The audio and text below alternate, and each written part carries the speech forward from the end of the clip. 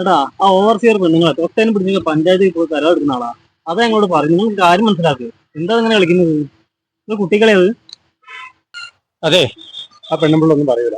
പിള്ളൊക്കെ ഞാൻ കൊടുത്തിട്ടുണ്ട്. എടാ ഭാഗ്യവാനെ, അപ്പൊ എന്റെ മരുന്നുണ്ടല്ലേ?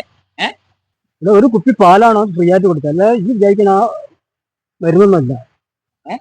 പാലേനി ഞാൻ വേറെ എന്തൊക്കെയോ ചിന്തിച്ചു. പാലിലും കഴിക്കൂലി.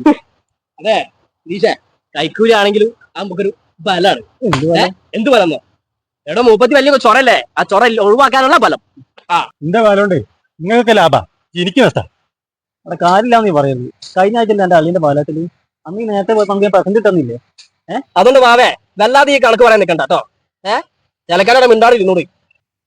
എന്നല്ലേ നിങ്ങൾ നോക്കി നേരത്തെ പെങ്ങൾ വിളിച്ചിട്ടുണ്ടെങ്കിൽ കിണറ്റിൽ പൂച്ച ഉണ്ട്. നമുക്ക് ഞാൻ പോയി നോക്കിയപ്പോ ബെസ്റ്റ്